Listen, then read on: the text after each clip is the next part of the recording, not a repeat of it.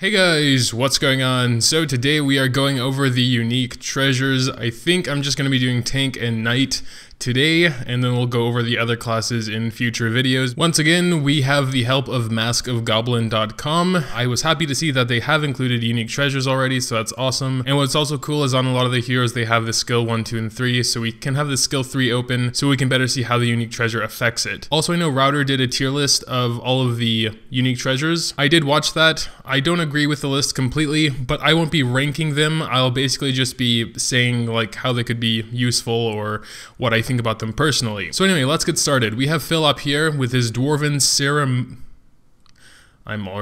I already can't say a word.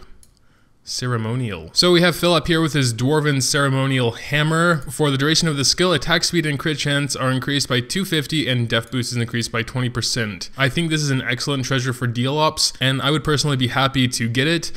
Because the thing is, as a tank, their crit chance starts very low, it might even be 0, so getting them up to 100% is very hard, if not impossible, and this would really bridge the gap there, and attack speed is also important for deal ops. And while the Sad Pumpkin can't crit anymore, I believe most of the rest of his skills can, like the Headbutt, which is also based on his HP, if you give him the correct perk at least. So all in all, I think it's a great treasure, and an added defense bonus doesn't hurt either. I do think it would be mostly useful for PvP though, because I don't think Philip's going to do much damage anywhere else, except maybe World Boss 2. Next we have Claws. Everyone knows Claws. So his treasure, upon activation, removes negative effects on self and defense boost is increased by 20%. Well, to me this seems a little bit subpar. If it gave him like CC immunity for a little while, that would probably be a lot better than just removing negative effects. But I guess in some situations, I mean, he is the front line, he's probably going to be getting CC'd the most. And a little extra defense boost, you know, it's alright. So personally for me, this doesn't seem that great, but, you know, I still wouldn't complain if I got it if Claws was my main tank. I mean, it gives him more HP, which is also important. But I guess common treasures do that as well. So next we're looking at Demia. Hers is a little bit more unique, where it reduces a mana point from her third skill and increases the stun duration of her jump attack by a second. And Demia is mostly an arena hero, so reducing mana cost is always important, and also a higher stun duration. While it could be cleansed or so, you know, maybe it won't be. So mana reduction's always good. Having a little bit extra damage on there or something would be horrible, because I doubt Demia is ever going to do so much damage that would make a difference. So I think it's a solid treasure for her.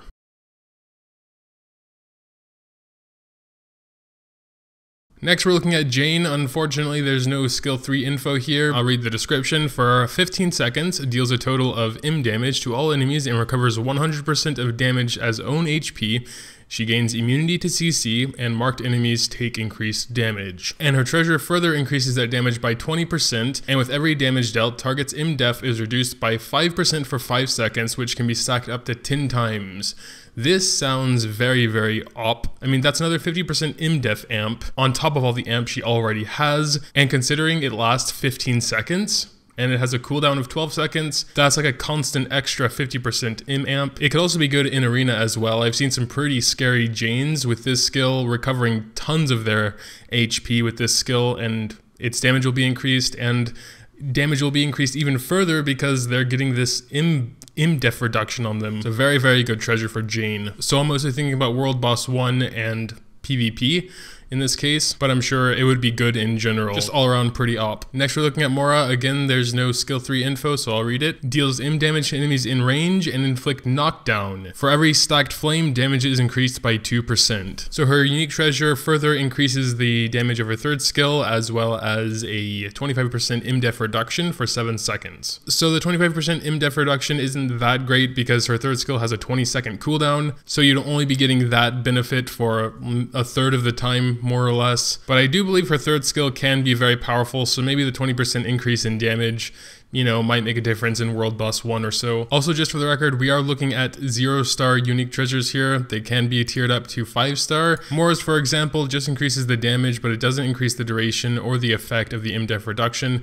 So my opinion on that stays the same, even if you get it higher in star level. Here we have Ricardo. Again, no third skill, so I'm going to read it to you. Attacks frontal enemies in a straight line 3 times. The first 2 attacks deal P damage to enemies and stun them for 4 seconds, and the last attack deals P damage damage to enemies in a 20% wider range while stunning them for 4 seconds. Each attack has a 50% chance of dispelling positive effects from the enemy. And I believe that positive effects, or the dispel, I guess it would actually be, is what gets buffed with his unique treasure.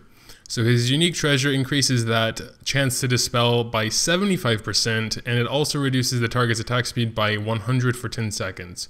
So the attack speed reduction probably won't make a huge difference. I mean, it's a little something. I would consider that more of just an add-on, like an extra. Bumping his dispel chance up to 75% is pretty good. I mean, I think 50% times 3, you know, you'd have to get sort of unlucky not to dispel. Even so, bumping it up to 75% almost ensures that at least one of those attacks will dispel. So Ricardo, with his unique treasure, you may not even need a pure dispeller like Scarlet or Leo. He does need to get the skill off though, and that will cost at least 3 mana, 4 mana if you don't have the Transcendence perk. He could very well also get interrupted while casting. Increasing its star level just increases the attack speed reduction, but it is up to 250 for 10 seconds, which actually would probably make a difference in most cases, but again, that is at 5 stars. Next, we're looking at Sonia, and her skill 3 is available here, which is good because I don't have Sonia and I don't know much about her, so it's gonna help me also. So this deals M damage over 3 attacks to nearby enemies in a circular range, then causes an electric explosion, dealing more damage over 3 attacks and stunning them for 5 seconds. So her unique treasure increases damage to shocked enemies, 100%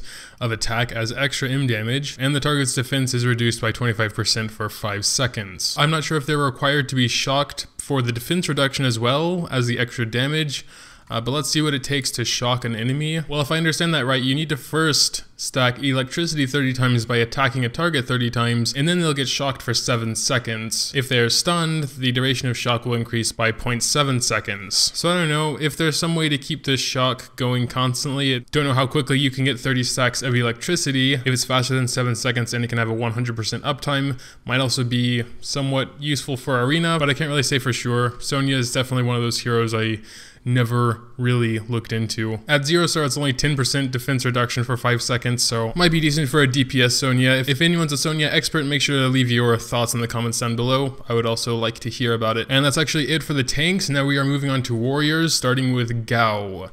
So Vortex, the famous Vortex, his unique treasure increases the damage of it by 50%. And enemies hit by the last attack take 5% more damage for 10 seconds. So 5% damage doesn't sound like a lot at all. That's because it's not. Definitely PvP focused, but I think it could be very good for PvP because I've gotten hit by some Gao spins in arena that did some serious damage. Getting it up to 5 star, I assume, just increases the damage they take. 12.5 at 5 stars. That's so not that good, but okay. Now we are looking at Castle. I think most really well-built castles are built with a lot of dodge, and his unique treasure further increases his dodge rate by 250 and attack speed by 250. For the duration. This is at 5 star though, so let's go back to 1 star. So his dodge rate will always be 250 regardless of stars, but his attack speed starts at 100 and goes up. So I think that's good. Also, since Proxy of God seems to have a 100% uptime, a cooldown of 20 seconds, and a buff time of 20 seconds, this should be a pretty constant buff. Also, the Proxy of God gives dodge rate by 250 already, so you'd be having 500 dodge when you're using Proxy of God. So I don't know, maybe you don't even need to build any. I think there is a soft cap on dodge, so maybe you could just go full DPS Castle and have that 500 dodge from his unique treasure and 3rd skill. That might be pretty interesting. Next, we're looking at Naila, which is another hero I've never really looked at. So her 4th skill has a 40% chance every 5th auto attack to knock the target down while dealing extra damage, but the knocking down part is more important because if she uses her 3rd skill while they're knocked down, they'll take increased damage. Also, her 1st skill knocks them down as well. So her unique treasure gives her a skill cooldown of 30% on her 3rd skill, of course, and the target takes 10% more P damage for 10 seconds. Upgrading that to 5 star goes to 25%, but doesn't increase the cooldown reduction. You can also see on her T3 Dark that it further reduces the cooldown by 10% per each enemy that takes critical damage. So combining that with the dive bomb, you know, you could get up to perhaps, you know, 50%, maybe 60 or 70% in an arena battle. I'm not sure if you could hit all 4, but perhaps the front 2 or 3, then you can do dive bomb again after like 6 seconds. Think of it in that case, because I think Naila is another more PvP focused hero. So that's why I'm talking about Arena. She could be quite a threat. Next, we're looking at Priscilla. Her unique treasure just increases the damage of her third skill. Oh damn, but it also stuns them for 3 seconds. What? I mean, she can usually grab at least 3 enemies, again in Arena. Of course, Priscilla is a very jack of all trades hero, so she can be used everywhere. There's not much else to say about it. It's pretty damn good. Of course, again, I'm more thinking about Arena because CC kind of reigns there at the moment. Raising it to 5 stars just increases the damage again, not the stun duration, but it already is a very high damaging skill, so increasing it by another further 20 to 50%, damn, that could definitely cause some damage. Next, we're looking at Scarlet. Her third skill is a blind and it does damage 3 times. Her unique treasure just increases the damage of it and inflicts stun for 3 seconds. Well, that's pretty interesting. So she hits 3 times, like the front line twice, and then a longer straight line that will hit everyone directly in front of her. Also, if you have a DPS built Scarlet, she can do significant damage from what I've noticed, again in Arena because she is an Arena hero. And her Sword of Honor skill is no exception. It also does decent damage and it would also include a stun on it, so quite good. Again, increasing its star level most likely, yes, just increases the damage, not the stun. Next, we're looking at Theo. His unique treasure just reduces the cooldown of his third skill by 30%, but his third skill does have a 22-second cooldown, so 30% is quite significant there. There's also a little added bonus of 40% of attack as added im damage. I assume this is what goes up with the star level. Indeed it is. So I wouldn't say there's too much pressure to actually raise the star level of this besides the extra HP you might need on him, but cooldown reduction, especially on a long cooldown skill, is always nice, so I think it's definitely a solid treasure for Theo as well. And finally, we're looking at Viska, which again doesn't have third skill info, so I'll read it to you real quick.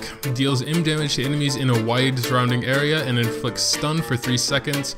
If used while holding 5 stacks of souls, consume all stacks to reset the cooldown of this skill. And with her unique treasure, she'll gain immunity to CC during skill activation, and upon every use, damage is increased by 4%, which can be stacked up to 10 times. So the CC immunity definitely steers her more towards Arena, but the 4% extra damage and a stack of 10 definitely leans her more towards World Boss 1. But yeah, I guess that's pretty much it for Warrior and Tank unique treasures. Make sure to tell me what you think in the comments down below. Leaving a like would also be greatly appreciated if you did happen to enjoy.